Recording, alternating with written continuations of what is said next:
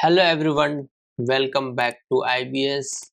अब organisation structure देख लेते हैं। तो किसी भी कंपनी में आपको सीईओ होता है, बोर्ड ऑफ डायरेक्टर होते हैं, उसके नीचे सीएफओ होएगा आपका, है ना। सीएफओ के अंदर बहुत सारे डिपार्टमेंट होते हैं। मैंने 4 मेजर डिपार्टमेंट लिया, इसके अलावा और भी डिपार्टमेंट हो सकता है, जैसे आपका ट्रांसफॉर्मेशन टेक्नोलॉजी रिलेटेड, जो कि आपको सॉफ्टवेयर इम्प्लीमेंट करेगा कंपनी में, जिसमें आप अकाउंटिंग का डेटा अपलोड करते हो या डालते हो। फिर एक सीआरएम सॉफ्टवेयर होता है जो आपको सेल्स का डेटा भी आपको प्लग इन कर सको, ताकि एक बार सेल हुआ या पीओएस हुआ, अगर एफएमसीजी कंपनी है, एवरी एक्शन का एंट्री पड़ता है, राइट। कुछ भी आप कर रहे हो कंपनी में या कंपनी के बिहाफ पे, तो उसका एक या तो खर्चा होगा या तो प्रॉफिट होगा, तो उसकी एंट्री पड़ेगी। तो वो अकाउंटिंग ऐसा होना चाहिए सॉफ्टवेयर जो सबसे लिंक कर सके, जिसको हम ईआरपी बोलते हैं। तो उसके लिए भी एक डिपार्टमेंट की जरूरत पड़ती है, ठीक है। इसी तरीके से कैश मैनेज करने के लिए ट्रेजरी, टैक्सेशन के लिए टैक्सेशन टीम, अकाउंटेंसी करने के लिए फाइनेंस एंड अकाउंटिंग टीम, और ओवरऑल बिजनेस को ग्रोथ करने के लिए स्ट्रेटेजिक डायरेक्शन देने के लिए एफपीएनए टीम होती है। अब हम देखेंगे एफपीएनए टीम के अंदर कौन कौन से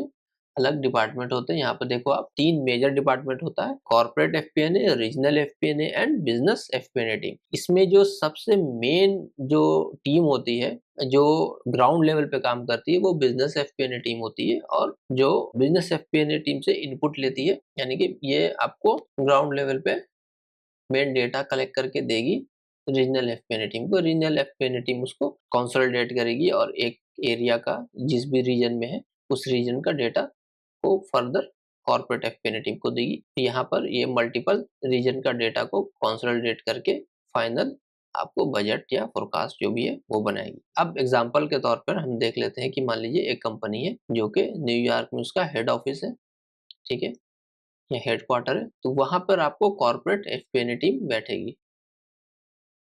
एफपीएनए टीम वहां बैठेगी। ये कॉर्पोरेट एफपीएनए टीम जो है, पूरा कॉर्पोरेट का आपको एक जगह बजट कंसोलिडेट करेगी। यानी कि जैसे कि आपका माइक्रोसॉफ्ट हो गया, टेस्ला हो गया, या फिर यूनिलीवर हो गया, इस तरह की कोई भी एक कंपनी जिसका, या पेप्सी हो गया, जिसका पूरा ग्लोबल कवर करती है। तो अब पेप्सी ले लेते हैं हम एग्जांपल के तौर पे। तो पेप्सी का मान लीजिए कि हेड ऑफिस न्यूयॉर्क में है, तो वहां पे कॉर्पोरेट एफपीएनए टीम है। उसके अंदर इंडिया में जो टीम बैठेगी एफपीएनए की, ठीक है, तो ये बोलेंगे, इसको हम रीजनल एफपीएनए टीम है। इन रीजनल एफपीएनए टीम जो इंडिया में है, मान लीजिए इंडिया में बैंगलोर में बैठ रही है या दिल्ली में। अब फर्दर इंडिया में इसके बहुत सारे ऑफिसेज हैं। आपको लुधियाना में है, आपका बिहार में है, पंजाब में है, हैदराबाद में है, आपको चेन्नई में है, केरला में है, हर जगह आपकी अलग अलग ब्रांचेस हैं, ठीक है। तो इन सब ब्रांचेस पे भी आपका एफपीएनए का एक और बंदा बैठेगा, जिसको हम बोलेंगे बिजनेस एफपीएनए टीम।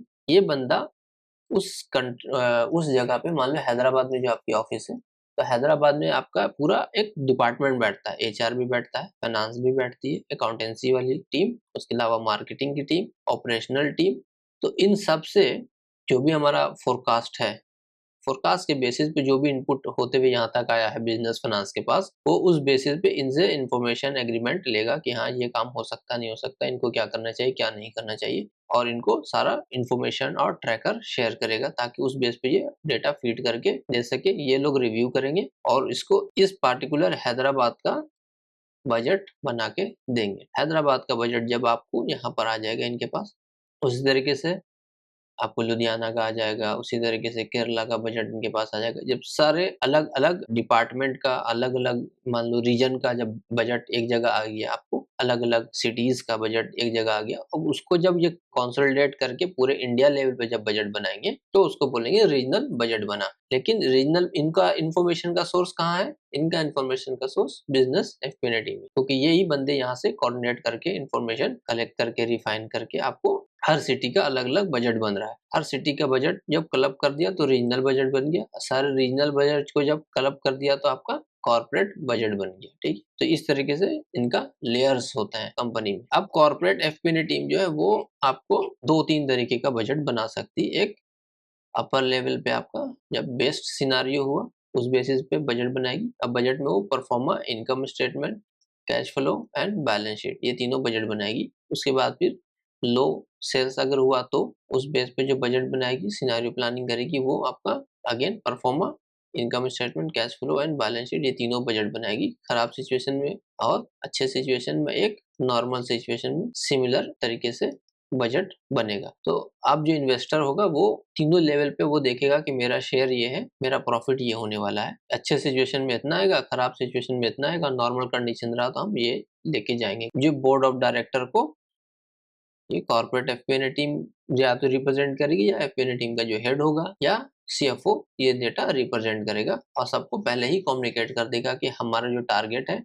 हमारा जो इनपुट होगा, हमारा जो रिजल्ट आएगा उसके ये लेयर्स हैं। अच्छे सिचुएशन में ये, खराब सिचुएशन में ये और वर्स्ट सिचुएशन में ये। ठीक है? तो उस बेसिस पे हम इन्वेस्टर को अट्रैक्ट कर सकते हैं या हम उनको पहले ही वार्न कर सकते हैं जो भी सिचुएशन हो, ताकि सडन आपको शॉक ना दे सके। ठीक है? तो इस तरीके से कंपनी काम करती है। इसके बारे में डिटेल में अभी हम और डिस्कशन करेंगे, लेकिन अभी उतना ज़रूरत नहीं है। जैसे-जैसे आगे बढ़ते जाएँगे और डिटेल में इसका डिस्कशन करेंगे। I think I am done for the day. मिलते हैं अगले सेशन में। So thank you very much. See you in to the next session.